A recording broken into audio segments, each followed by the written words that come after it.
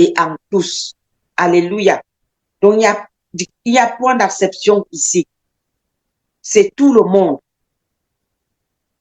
Que tu sois pasteur, bishop, apôtre, intercesseur, sentinelle, chantre, évangéliste, quelle que soit ta position, Dieu nous appelle tous à sortir des convoitises de ce monde qui nous égare.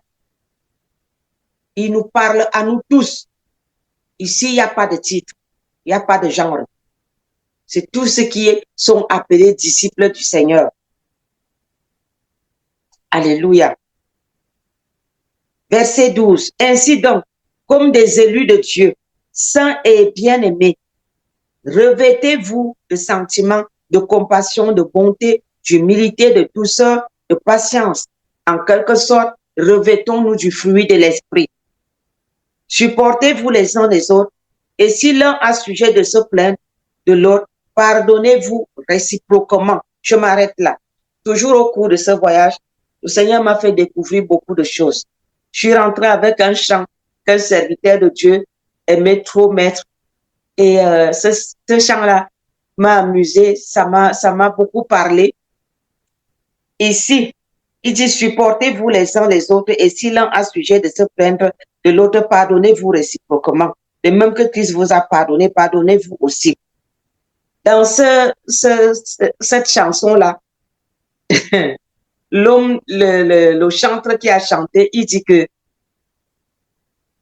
quand les brebis pêchent, le pasteur console, il couvre et il les aide quoi à sortir de la chose. Mais si toi, le serviteur de Dieu, tu pêches, la brebis court à la télé, il va faire les journaux, il passe sur la toile pour publier ton péché. C'est pour dire quoi? C'est pour dire que comme il a chanté, si les pasteurs, les leaders peuvent supporter les autres, les personnes qu'ils conduisent, pourquoi ces personnes ne peuvent pas non plus aussi les supporter? Ici, il n'est pas dit tout simplement que toi qui es le leader, tu dois supporter les autres. Il est écrit, supportez-vous les uns les autres. Et si l'un a sujet de se plaindre de l'autre, pardonnez-vous réciproquement. De même que Christ vous a pardonné, pardonnez-vous aussi. Mais par-dessus toutes ces choses, revêtez-vous de l'amour qui est le lien de la perfection. Cet amour que Dieu parle ici, il a dit plus haut que il n'y a ici ni grec, ni juif, ni circoncis, ni incirconcis, ni barbare, ni... Ça veut dire que tout le monde est compris. Quand il parle là, il nous demande de nous revêtir d'amour. Si mon frère, ma soeur, lui, n'a pas d'amour, moi, il faut que je manifeste donc mon amour. Pourquoi moi, je ne peux donc pas manifester l'amour? Si je critique que mon frère, ma soeur ne manifeste pas l'amour, eh bien, à mon tour, il faut que je manifeste l'amour. Donc, le Seigneur nous interpelle, nous tous, serviteurs, servants de Dieu, brebis, sentinelles, chantres, qui que vous soyez dans la maison de Dieu. Nous sommes tous appelés disciples de Christ. Manifestons cet amour. Cet amour n'est pas réservé à une catégorie de personnes, que si cette catégorie de personnes ne peut pas manifester cet amour, alors ça devient un scandale. C'est nous tous, sans exception. Il dit, il n'y a ici ni grec, ni juif, ni circoncis, ni incirconcis, ni barbare, ni scythe, ni esclave, ni libre. Dieu parle à son peuple. Dieu parle à son église. Dieu parle à son église, à son épouse. Dieu demande que ses enfants se répandent et apprennent à marcher dans l'obéissance, dans la soumission, dans l'amour. Le Seigneur nous interpelle. Et que la paix de Christ, à laquelle vous avez été appelés pour former un seul corps, règne dans vos cœurs. Et soyez reconnaissants. Alléluia. Dieu hait l'ingratitude. Il dit, soyez reconnaissants. Nous devons reconnaître que Christ est mort pour nous, pour que nous puissions aussi nous aimer les uns les autres. Si lui, il a payé un si grand prix pour toi et pour moi, pourquoi est-ce que nous ne payerons pas le petit prix de l'injustice? Acceptons des fois qu'on nous fasse de l'injustice à cause de Jésus-Christ. Acceptons. Si cela peut nous apporter de la paix, acceptons-le. Que la parole de Christ demeure en vous, dans toute sa richesse. Instruisez-vous et exhortez-vous les uns les autres en toute sagesse, par des psaumes, par des hymnes, par des cantiques spirituels chantant à Dieu dans vos cœurs en vertu de la grâce. Et quoi que vous fassiez en parole ou en œuvre, faites tout au nom du Seigneur Jésus-Christ, en rendant par lui des actions de grâce à Dieu le Père. Faisons toutes choses pour l'amour de Christ, en lui rendant des actions de grâce. Car tout ce que nous pouvons faire ici sur la terre, si c'est pour les hommes que nous le faisons, nous n'aurons pas de récompense. Mais si nous travaillons pour le Seigneur, la récompense nous viendra de lui. Des fois, c'est pas facile de faire le travail de Dieu. Des fois, c'est pas facile de travailler pour le Seigneur. Mais nous devons nous mettre en tête que tout ce que nous faisons sur la terre, nous le faisons pour Christ parce qu'il y a une promesse attachée, il y a une récompense au bout. Mais si nous voulons plaire aux hommes, nous allons perdre cette récompense-là. Des fois, la Bible, comme elle nous dit, les voies de l'homme ne sont pas toujours les voies de Dieu. Et les voies de Dieu ne sont pas toujours les voies de l'homme. Ce qu'un homme peut condamner sur la terre, Dieu peut ne pas le condamner. Ce qu'un homme peut approuver sur la terre, Dieu peut ne pas approuver. Donc, soyons sûrs, serviteurs, servants de Dieu, peuple de Dieu, soyons sûrs de faire la volonté de Dieu. Un point, c'est tout. Si vous attendez les acclamations des uns et des autres, vous risquerez de perdre votre salut. Si vous voulez marcher selon la chair, selon la volonté des hommes, et prêcher ce que Dieu ne vous a pas mandaté de prêcher, parce qu'on va vous juger, on va vous condamner, parce que vous avez prêché contre le péché, c'est votre salut que vous allez perdre. Frères et sœurs, si on vous prêche aussi contre le péché, sachez que Dieu ne vous condamne pas, mais il voudrait sauver votre âme. Ne vous acharnez pas contre les instruments que Dieu met au-devant de vous et qui vous sonnent la trompette. Mettez vos vies en ordre. Repentez-vous. Au lieu de durcir votre cou, au lieu de raidir votre cou et de commencer à murmurer, à pécher de plus en plus, entrez dans la repentance, c'est pour votre bien. Christ revient bientôt. Ce n'est pas de la blague. Le Seigneur est à la porte. Mettons nos vies en ordre. Cessons de marchander, de murmurer, de nous opposer à la vérité. Remettons nos vies en cause. Mettons nos vies en ordre. Le message de la sanctification est un message de l'heure. Nous sommes arrivés où Apocalypse dit, vous voulez pécher, péchez davantage. Vous voulez vous sanctifier, sanctifiez-vous davantage.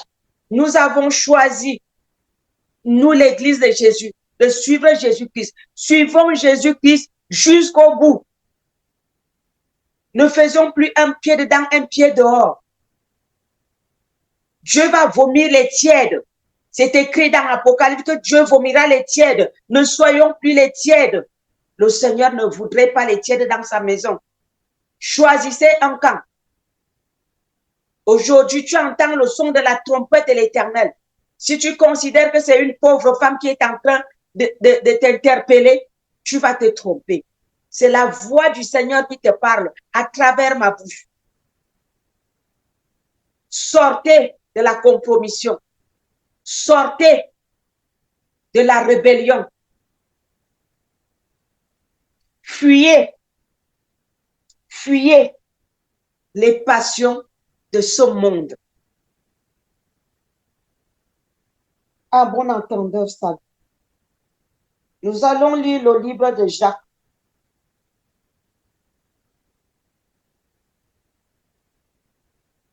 Jacques chapitre 4.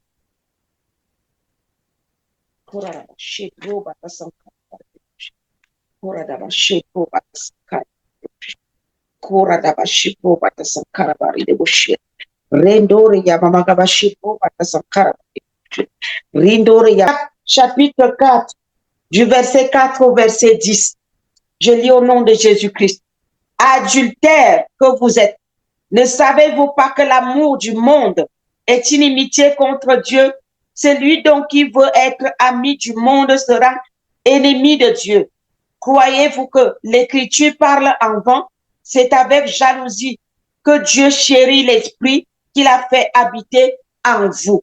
Dieu a fait habiter son Saint-Esprit en nous et il chérit cet esprit-là. L'Esprit de Dieu habite en nous. L'Esprit de Dieu habite en toi, mon frère, ma soeur, serviteur, servant de Dieu. L'Esprit de Dieu habite en toi et Dieu chérit cet esprit qui habite en toi. Ne t'amuse plus à partir d'aujourd'hui avec l'Esprit de Dieu qui t'habite. Le jour que tu as donné ta vie à Jésus, Dieu a pris son esprit. Il a mis en toi. Tu es l'habitation de Christ par son Saint-Esprit.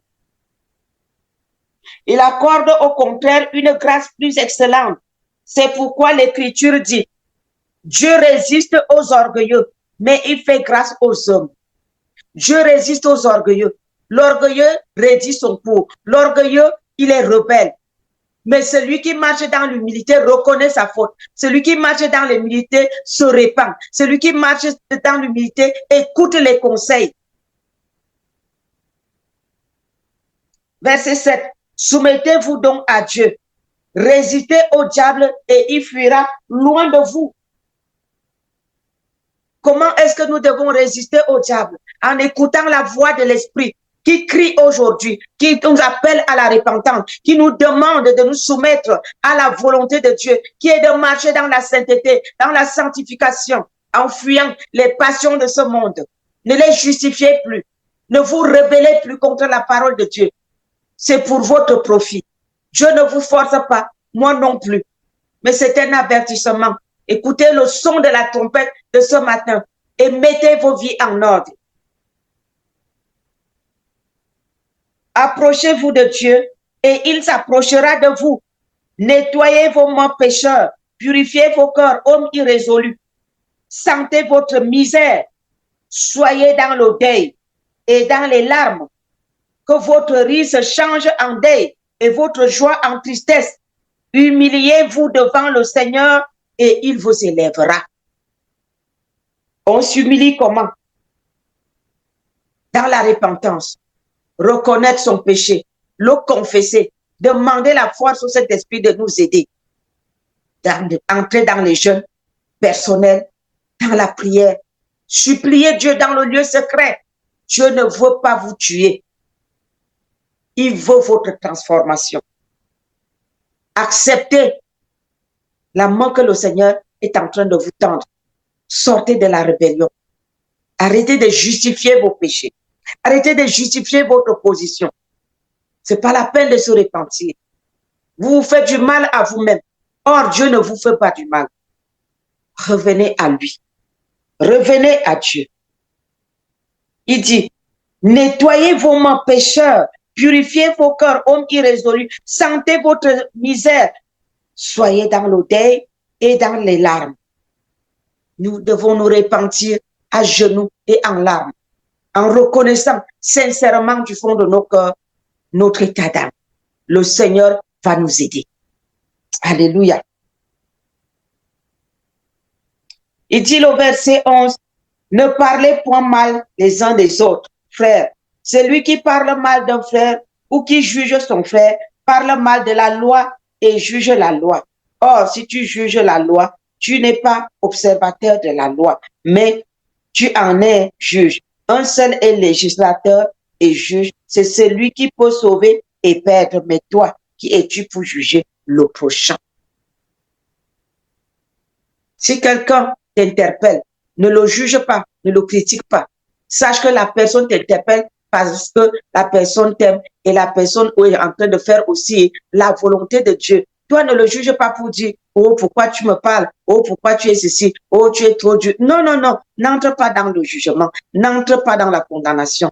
Répands-toi, tout simplement, car le Seigneur, il t'aime et il voudrait te sauver. Alléluia.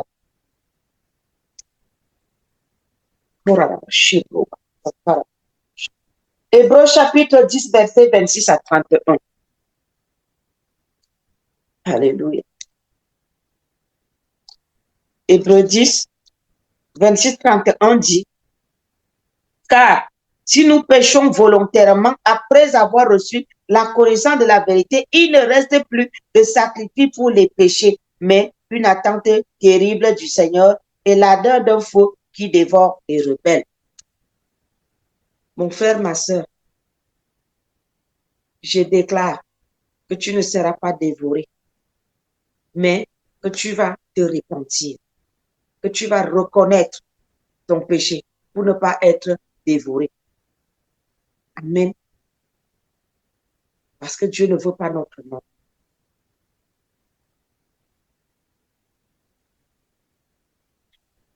Du verset 35 au 39, je dis, n'abandonnez donc pas votre assurance à laquelle est attachée une grande rémunération. N'abandonnons pas notre assurance parce qu'il y a une rémunération qui est attachée au bout de cette assurance. Car vous avez besoin de persévérance afin qu'après avoir accompli la volonté de Dieu, vous obteniez ce qui vous est promis. Dieu nous a donné des promesses en début de cette année. Dieu nous a donné des promesses dans sa parole. Dieu nous a donné des promesses dans 2 Chroniques 7 à partir du verset 15. Dieu nous a donné des promesses. Si nous nous repentons, si nous revenons à lui, si nous reconnaissons nos péchés, il est bon et miséricordieux pour nous les pardonner. Nous avons des belles promesses. N'abandonnons pas notre espérance. Afin qu'après avoir accompli la volonté de Dieu, vous obteniez ce qui vous est promis. Encore un peu de temps. Un peu de temps. Celui qui doit venir viendra et il ne tardera pas. Le Seigneur Jésus-Christ qui doit venir est à la porte et il ne tardera pas. Il nous dit au verset 38, et mon juste vivra par la foi, mais s'il se retire, mon âme ne prend pas plaisir en lui. Ne nous retirons plus loin de la sanctification. Le chemin de la sanctification, c'est le chemin de la vérité et c'est le chemin de Jésus-Christ. Il dit, soyez saints, car je suis saint. Quand tu prends le chemin de la sanctification, tu marches avec lui et il se glorifie à travers ta vie. Donc, ne nous retirons pas de ce chemin-là. Verset 39. Nous ne sommes pas de ceux qui se retirent pour se perdre. Alléluia. Ne soyons pas de ceux qui se retirent pour se perdre. Et la parole de Dieu dit que celui qui se retire, il cherche ce qui lui plaît. Quand quelqu'un se retire, ça veut dire la personne cherche ce qui lui plaît. La personne cherche non pas la volonté de Dieu, mais sa propre volonté. Mais nous ne sommes pas de ceux qui se retirent pour se perdre, mais de ceux qui ont la foi pour sauver leur âme. Nous avons la foi que même si je commets un péché, j'ai la foi que, à force de crier à Dieu, le Saint-Esprit va me délivrer. Et je ne pourrai pas me perdre. Alléluia. C'est ce que ça veut dire. J'ai la foi que malgré mes manquements, malgré mes fautes, le Seigneur, il va me sauver à travers son Saint-Esprit. Alléluia.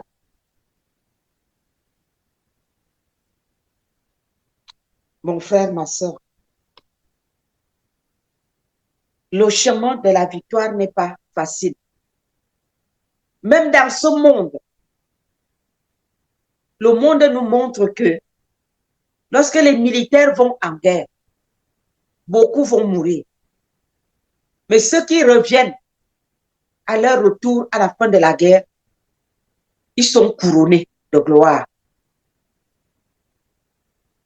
Ils sont couronnés de gloire.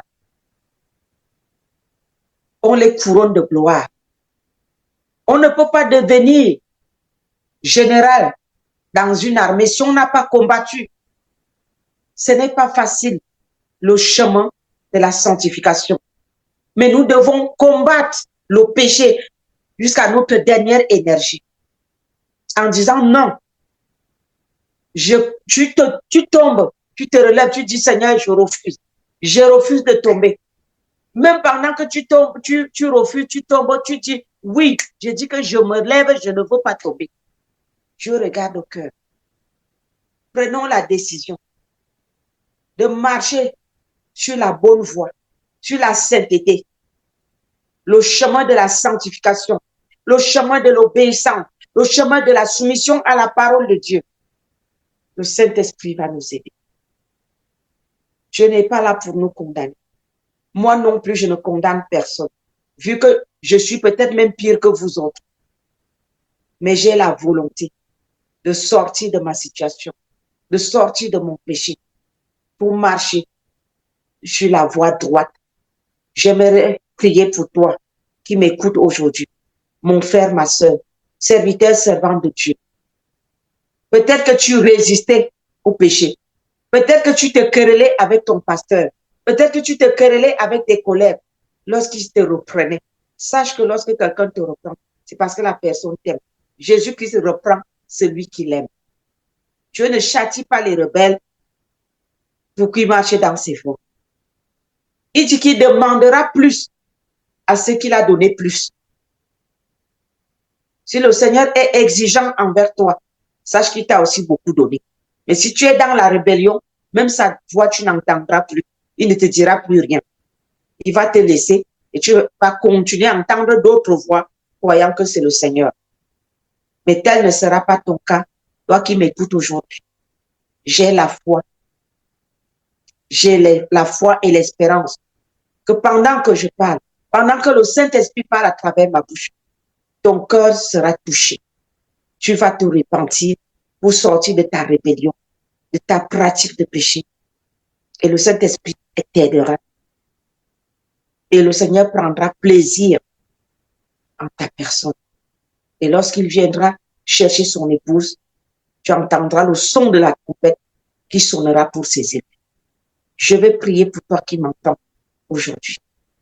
Éternel Dieu des armées, je prie, Père, dans le nom de Jésus, que tous ceux qui écoutent ce message, Père éternel, de repentance, de sanctification, Père éternel, où tu nous demandes de fuir les passions de ce monde. Seigneur, que tous, Père éternel, mon Dieu, hommes comme femmes, serviteurs comme servants, tous les brebis, les disciples, Père éternel, mon Dieu, leur cœur soit touché. Au nom de Jésus. Que le Saint-Esprit convainc les cœurs et que nous tous ensemble, nous entrons dans la repentance. Que chacun de nous reconnaisse, Père éternel, ses faiblesses devant toi, dans le lieu secret. Que nous reconnaissons nos péchés, nos manquements, Père éternel. Nous prions que le Saint-Esprit rende ministère dans les cœurs et que ton peuple se prépare, que ton église soit prête. Nous sommes ton église et nous voulons te ressembler, car tu es saint et tu voudrais que nous soyons saints. Saint-Esprit, touche les cœurs, brise les consciences raides, brise les coups raides, brise le cou des rebelles, que les cœurs se tournent vers toi. Au nom de Jésus-Christ. Amen.